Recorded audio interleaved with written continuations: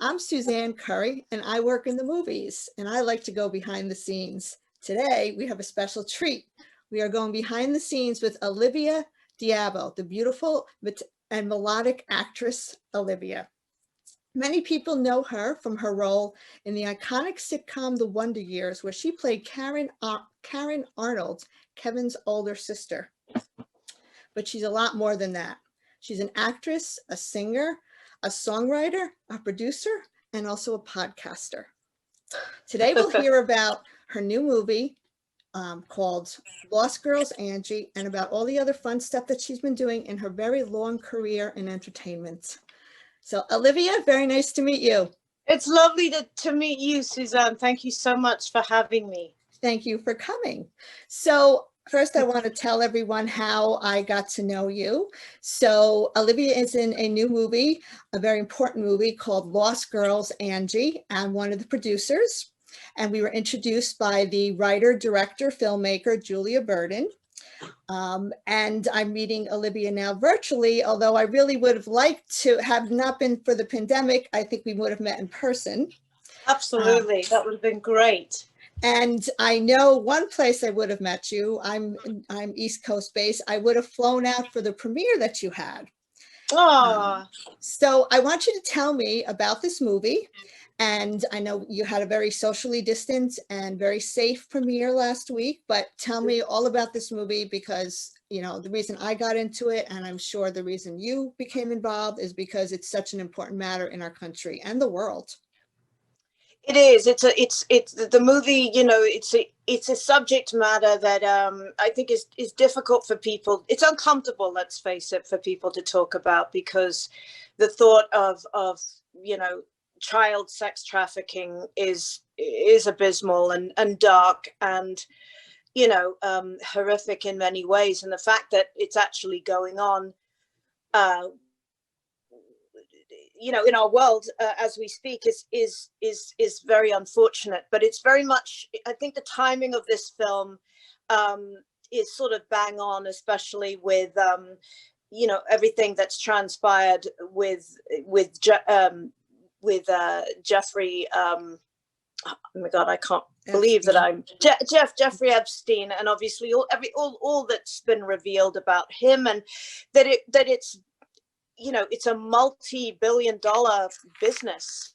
And the thing that's sad is when you're talking about those kind of numbers, these ringleaders who are involved in this unfortunate dark situation, they're very meticulous, they're very professional about their strategy in terms of how they get adolescent children and lure them in. And our film is basically the story of a family who's just moved into a new neighborhood and, normal middle-class family. And we have 2 daughters, myself and my husband. And, we work a lot around the clock. And I play the mother of these, my 2 daughters. And I like to run a very tight ship. I'm quite tightly wound, I would say my character is. And I think she's motivated, as most career women are, to, juggle being a mom and having a business and trying to do it all. And I think that what happens in those kind of circumstances, especially when it reaches on the subject of what happens in this film, is, things fall through the cracks. And I think that when our child, when Angie disappears because we don't show up at a recital that was on the calendar, but somehow it slipped through the cracks, that's the evening that she gets abducted, by a young boy who she's quite attracted to. And there's this sort of budding romantic relationship that's been brewing for several weeks. And he is, enchanted with her and says all the right things to her. And, she's a musician, an aspiring musician, and she's still a little uncertain about, how good she is. But he keeps saying, no, you're great, you're wonderful. And I have an uncle of mine who is in the music business, and I should introduce you guys. And he could really help you. Well, little does she know that he's leading her into this very dark place where there's a ringleader and there's this business that they're running with a lot of other girls. Yes. And so that's when she disappears. And, it's brilliantly depicted, I think, in terms of what Julia Verdon, the director, did, because she really takes you on this journey, Angie's journey. And it's just played brilliantly by Jane Winthrop. And but I mean, all the characters are so well defined. You've got a mother who's tightly wound, a middle class kind of woman, and her husband. I wear the pants in the family, and my husband is lovely and sort of an ex-musician, which is where my daughter gets her talent from. But I'm sort of trying to say, no, your academic abilities are what's really important. So you have to, whenever she's playing, I'm like, get up and do your homework. So what's created initially in the dynamic of the character relationships is parents coming home late at night, and they've missed kind of tucking their kids into bed. And I think that what happens is, Angie gets, as most teenagers do, she it's not that she gets distracted, but she gets sort of taken away by this boy, and she has eyes for this boy. And so as soon as she gets into the child trafficking situation, it all just goes very dark. I mean, the man that she's supposed to be playing for, who's in the music industry, he's really a John. And so that's her first experience, unfortunately, where she has to appease him. And it just kind of goes from bad to worse in terms of her journey. And what's happening back at home is, Ma and Pa and the little sister, we have no idea where she's disappeared to, and we're completely guilt-ridden that we missed the thing that was at school, and wish that we'd been able to be there, but we don't know if she's dead, alive.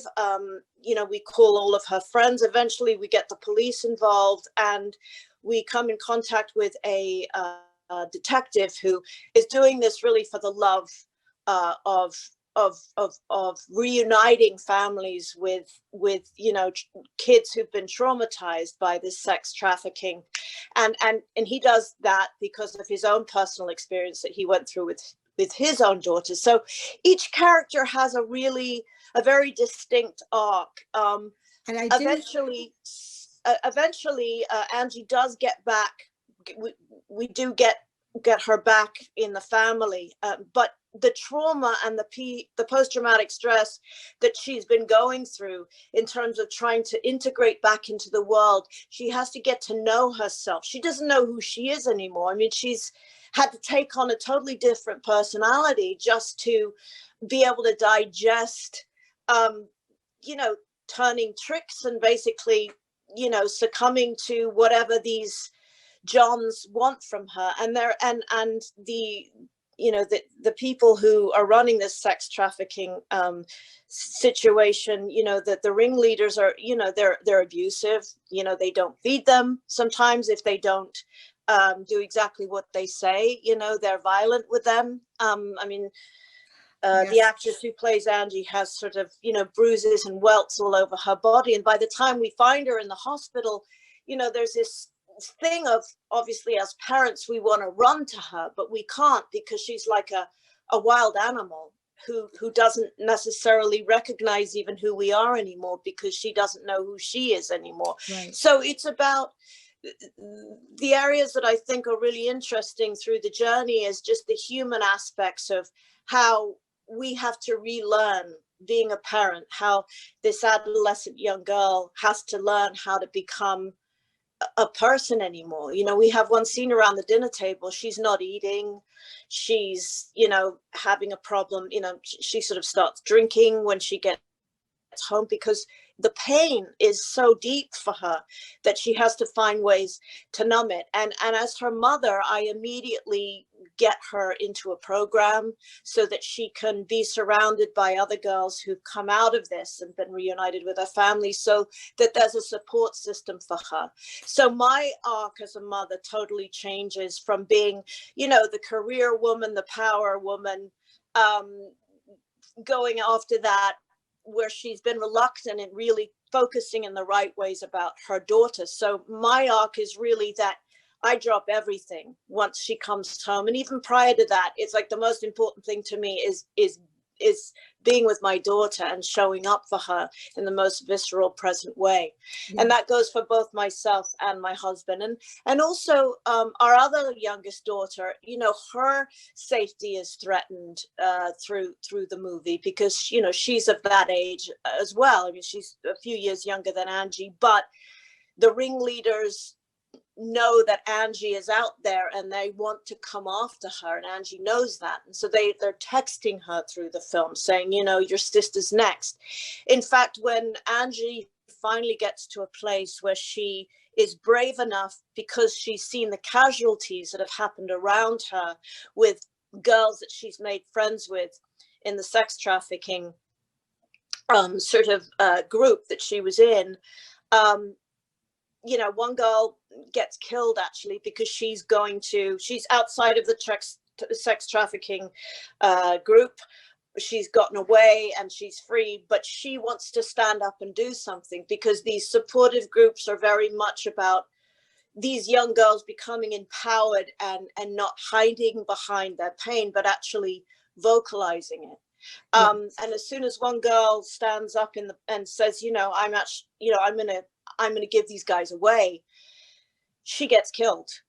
And so it freaks Angie out. It freaks us out as a family, the detective, everybody involved, because suddenly, you know, it's like, who's next?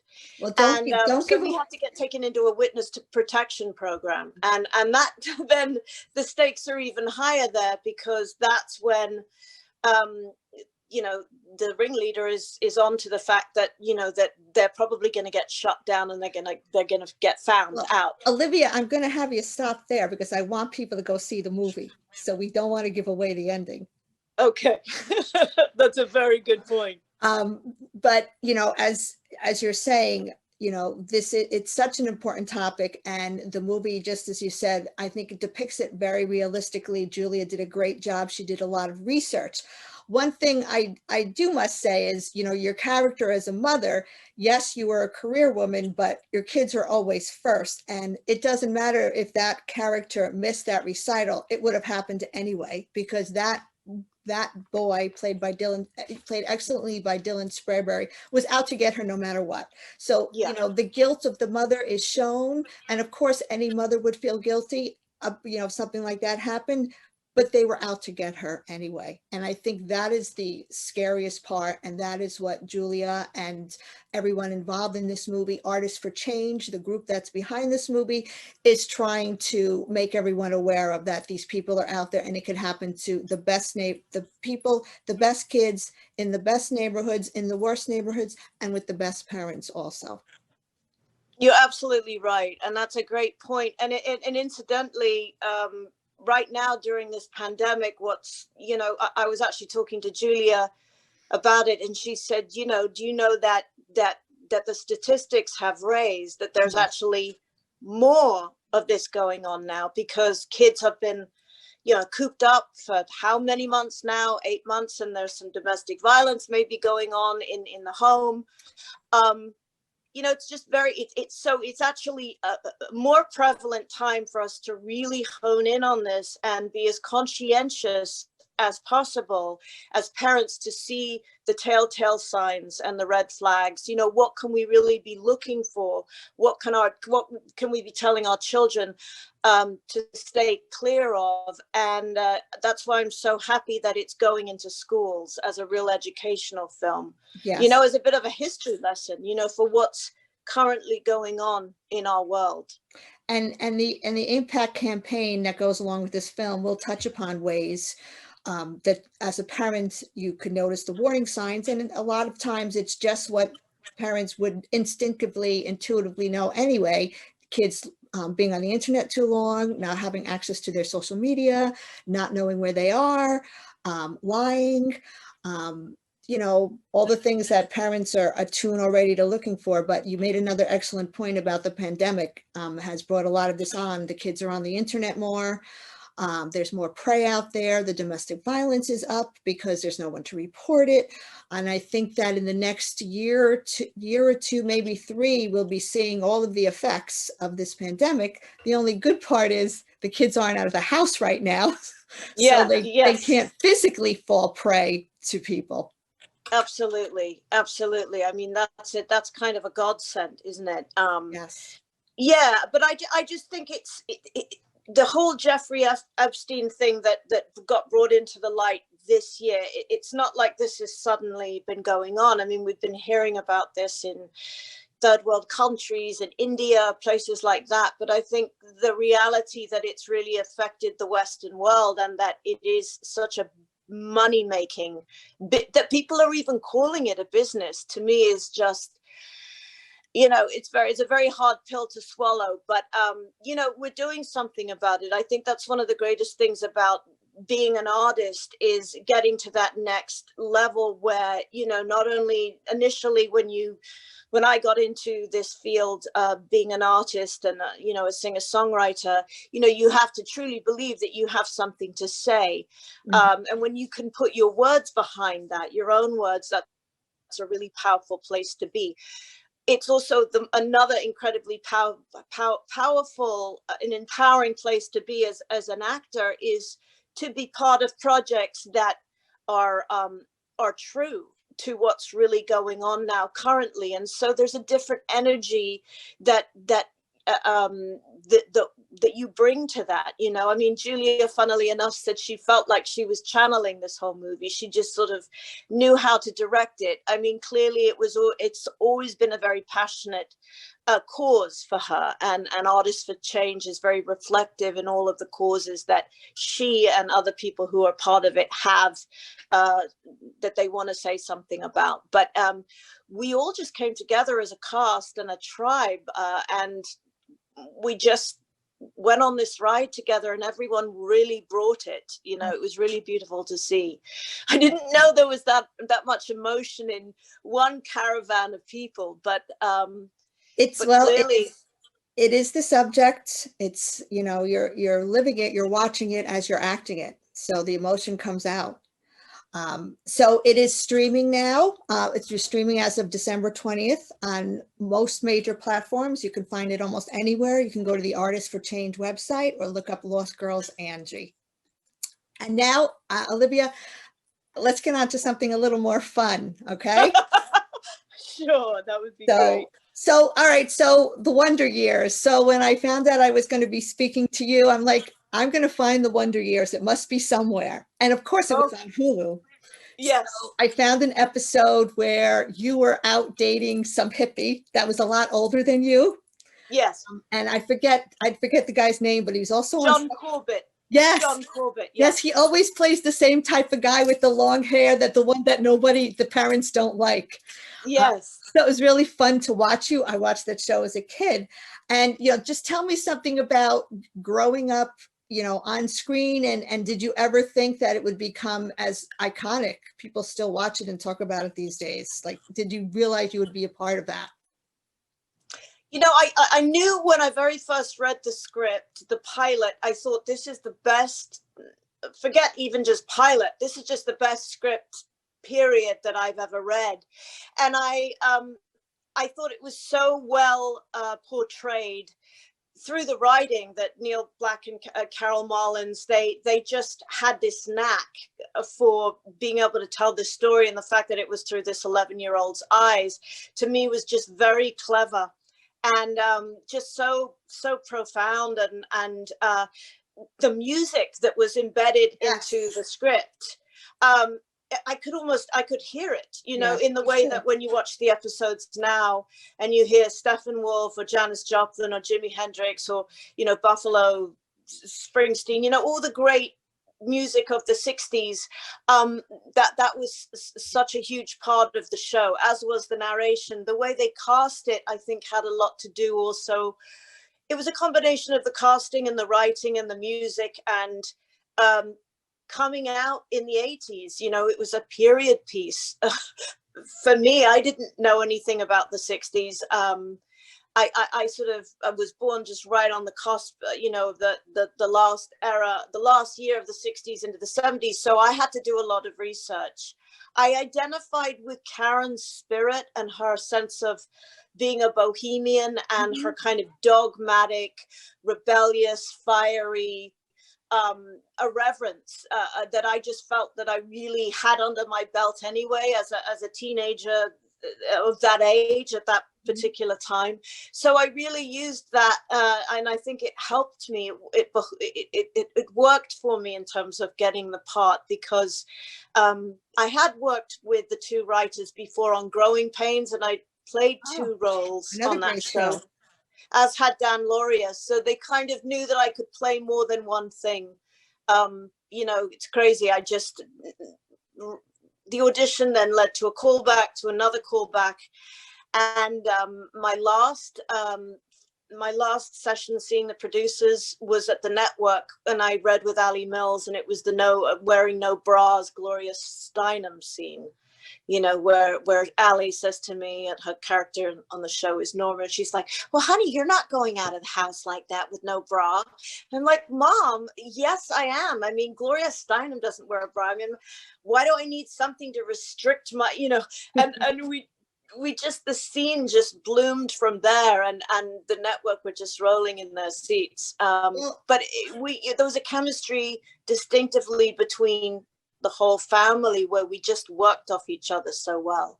And what you were doing was, I mean, I was growing up at a similar time in this country, and Gloria Steinem was my role model. I mean, I actually got to meet her 2 years ago. I was thrilled. Yeah. And so what you were saying was really indicative of what was going on, a little bit later, because back then it took a while for things that were happening in society to be reflected back in TV. So you were at the forefront of reflecting the way teenagers at that time were feeling.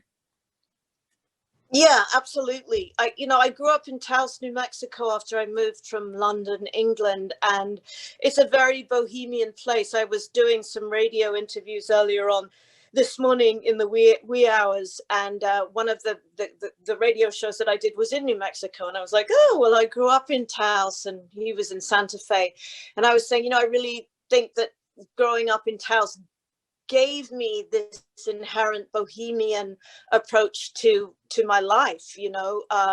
I was a multicultural kind of setting with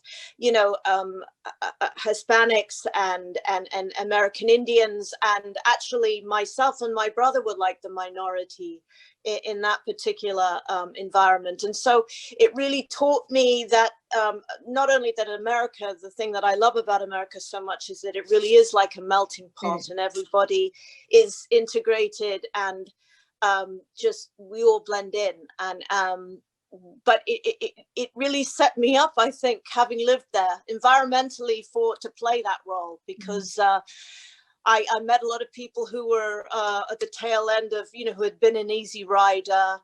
Dennis Hopper had a place there, Neil Young, Dean Stockwell. So, and they were all wanting to be American Indians and hanging out on the reservation and the Pueblo. So I got to meet all of those guys when I was a kid.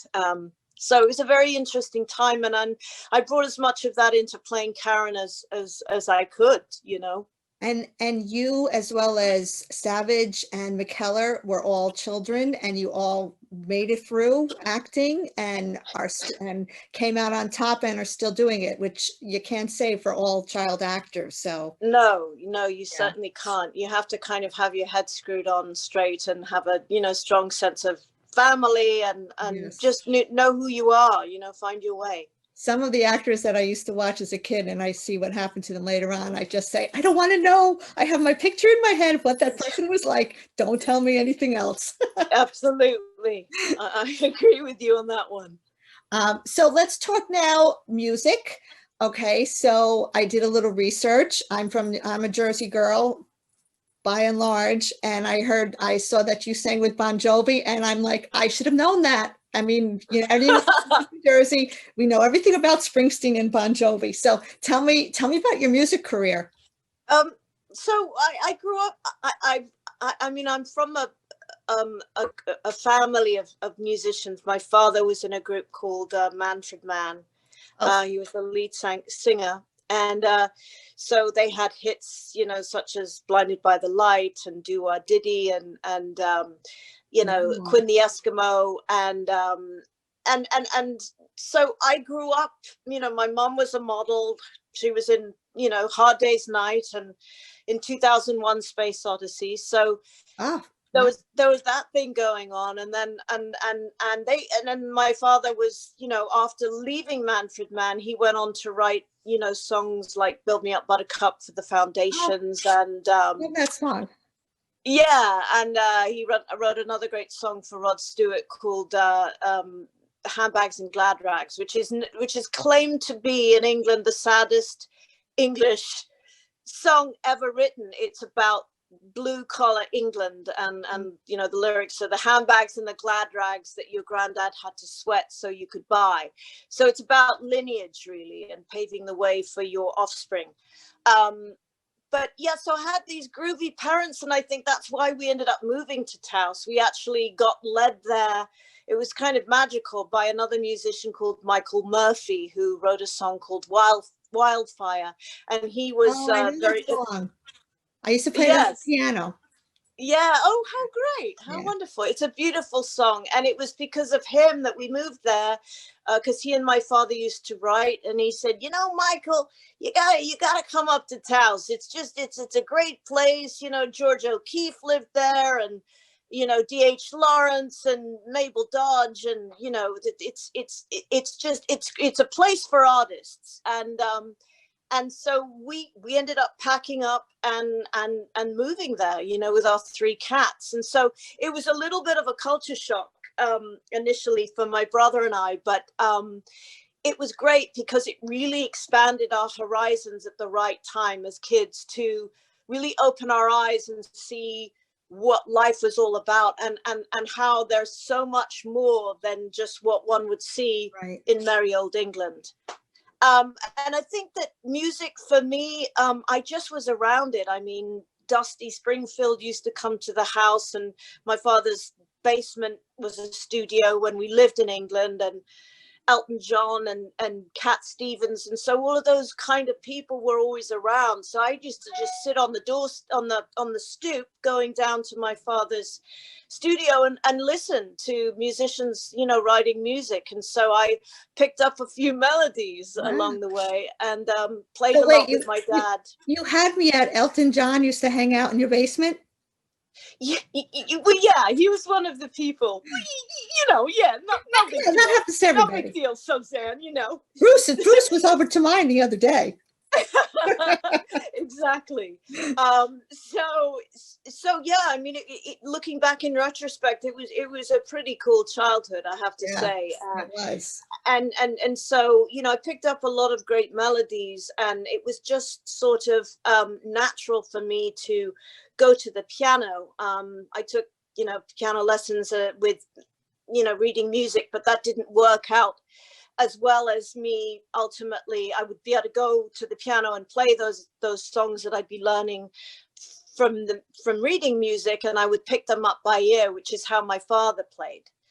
So you know, I've always done music alongside of my acting. You know, sometimes I've had to take time out to do an album, which I did when I was doing Not TV, actually, which was my last album.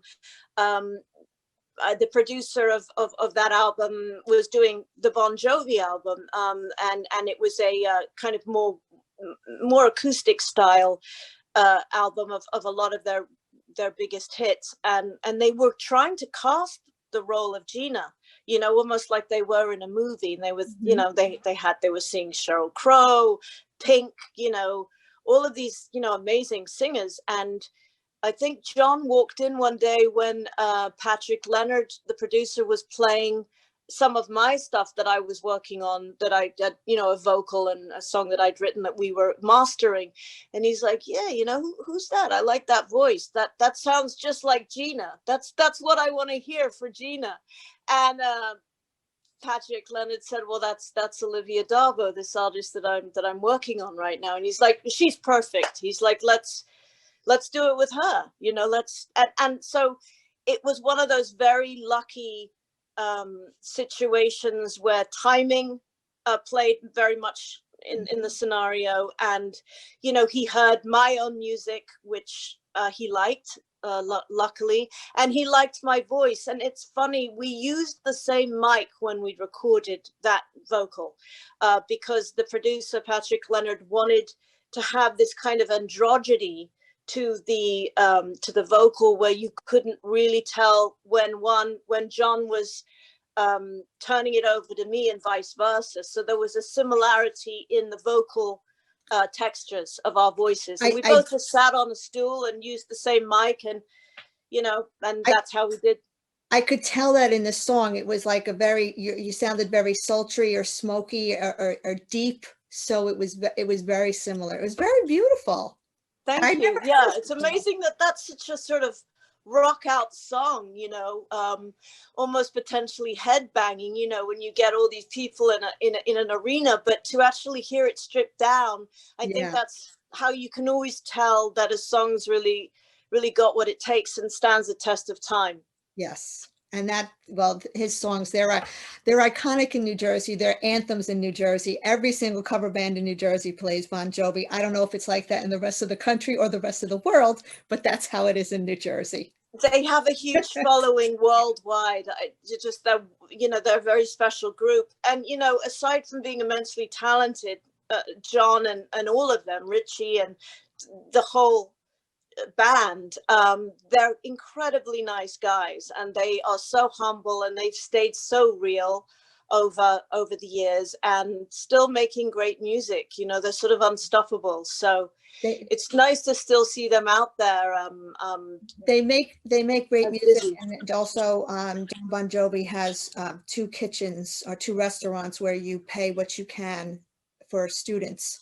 So I love that. He's always giving back. Always giving back. So yeah, very generous, both he and his wife. So in the time we have left, let's talk now about you are doing a podcast. Yes, I've been doing a podcast. We've done 150 shows. It's called Every Friday with Dan and Olivia. And, I couldn't really pinpoint exactly what the topics are. I would say they cover music, pop culture, film. A lot of our guests, the guests that we've had, on thus far, have been anywhere from film directors to musicians to hypnotists, to writers. It really veers in many different directions, and one of our favorite words that Dan and I use is, I digress, because we're constantly digressing. We'll be talking about one subject matter, and then it'll permeate into something even more interesting.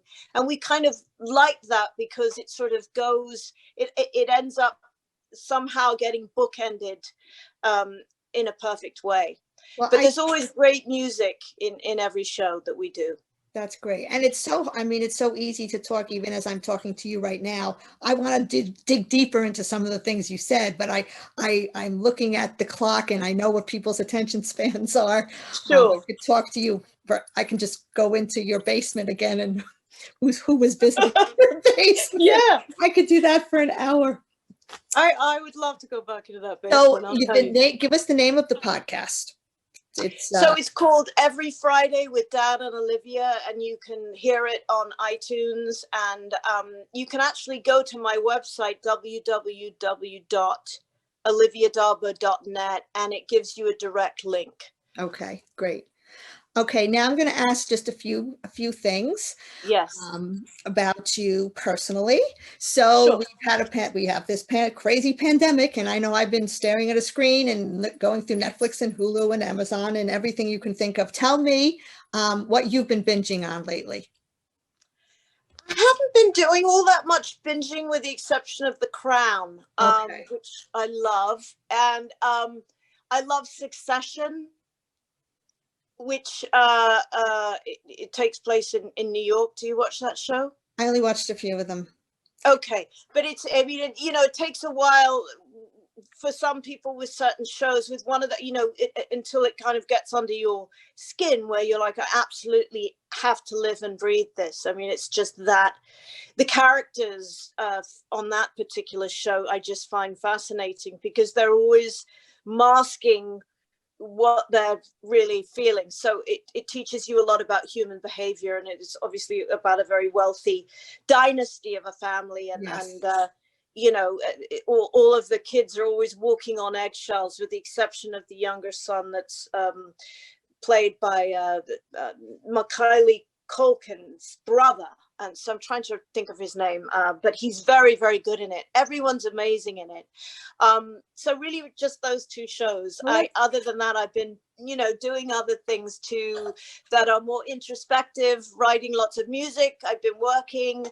I've just finished 2 films during the pandemic, which is kind of crazy, but I'm very lucky to be working, because I know a lot of people aren't, and I not a day goes by that I'm not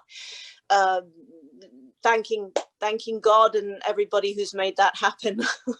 You're not kidding. It's so hard to watch the news these days. And it just, God bless every one of those essential workers and the nurses and all those families that are affected. I mean, it's so hard. And, I think giving back is a way to get through it, and being creative also can Yeah, get through it. it's vital that even just mental health, how people have found a way. I think that this year, more than any other year I've had in my lifetime thus far, has been about the year of adaptability. It's about how malleable you can be as a human being, because there's something new every day to have to contend with that you weren't expecting. And I think most of the people that I speak to, it's like sort of part of the new norm now, really, isn't it? That you can't get too attached anymore to the way things were. It's almost like you have to look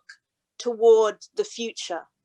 It's a different direction. It's almost a different disposition that we've had to take on, and that's been challenging, and some of us are better at it than others. But keeping for me, what I've been doing is going on a lot of walks. I love horses. I love the energy of horses. If I'm having a blue day, or a day where I'm just wondering what the purpose of life is anymore with all of this stuff going on, and maybe getting too in my head, I'll go to see horses, just because they look you bang in the eye, and they don't necessarily talk, but they hear you, they know where you're coming from, they pick up on your energy, and they give you so much back. I go to the mountains, I go to the desert. I try to go places and to the sea where things haven't changed that drastically, so that I can hold on and really look at the things that have still stayed consistent in the world. And I think that's it. I mean, I take walks and I go to the beach, the Jersey Shore, because the water's the same, the beach is the same. The people pretty much stay to themselves in their little huddles on the beach. So it's something that's normal. But your point about adaptability is spot on, and about looking towards the future. And I find you need to find some joy, something that brings you joy every day, because it is sometimes hard to just live for, in 4 months from now, I'll be able to go to lunch with my girlfriends. So and yes, some people can get through it a lot easier than others. This is true. I think meditation is great. Some people are more religious than others, but I think if you just have some faith, it's really about, for me, where you get your chi. And what I mean by that is just, you have to know what it is about you. It's challenged us at the deepest core to really get more in touch with who we are, and to see how we really tick. And so that's been really interesting. It's we could get into a whole existentialistic conversation about that. But do you know what I mean, Suzanne? It's challenged mankind. Yes. And some people are just like, I still want to do everything I do. Why can't I? And other people are like, wait a minute, this is the universe giving us a message. There's something going on. We have to listen to it. And I'm in that camp. So we'll see. I am too. Yeah, we'll see what happens, if there's any message that's sent and received, especially by the younger generation. Yes, indeed. So my last question for you, although I could talk for a lot longer, is speaking of the pandemic. So you've got a green light, the world's back to itself again. What's the first thing you're going to do? Fly to England and see my family.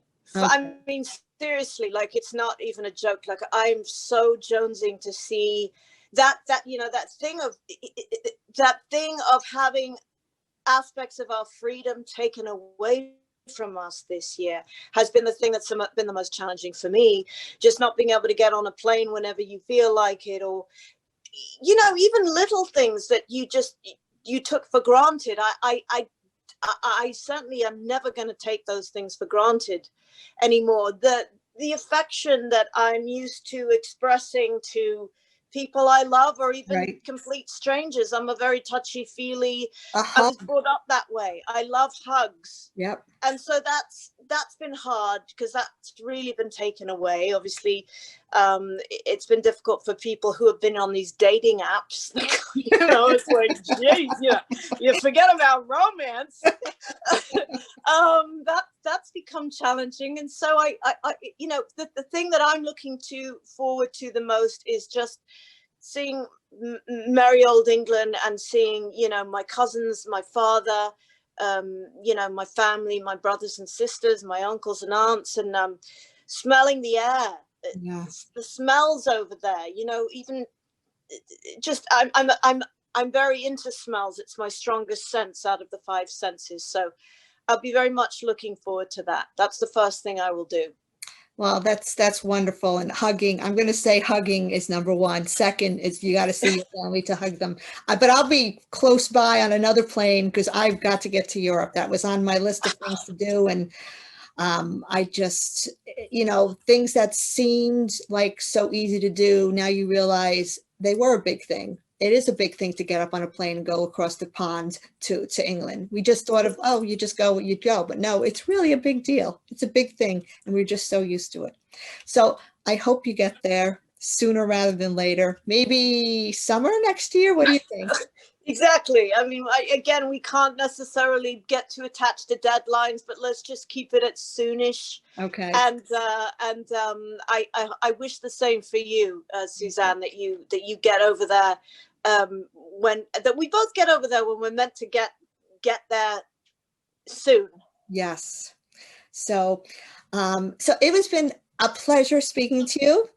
I could have gone on for another hour, but well, it's dinner time here on the East Coast. I know it is. I want to thank you for being here, and everyone go watch the movie Lost Girls, Angie, and also listen to Evening every Friday with Dan and Olivia. Is that the correct? Every Friday with Dan and Olivia. Every Friday with Absolutely, Dan and Olivia. Yes. And do you have a website you want people to go to?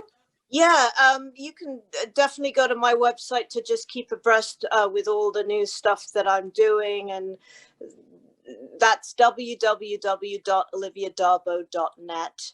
I also have an Instagram page, which is Olivia Darbo Instagram, and the same with Twitter, Olivia Darbo Twitter. Okay. So yeah, okay. That's a good way to keep tabs on me. So it was a pleasure. Have a great day. And as I mentioned before, I hope you find some joy in your day. Absolutely. And you as well, Suzanne. It was an absolute pleasure meeting you. You're a delight. Oh, thank you so much. And I'm sure I'll see you at when we do another premiere for the movie. I hope so. That would be terrific to see you in the flesh. All right. Thank you. Okay. Bye-bye. God bless. Bye-bye.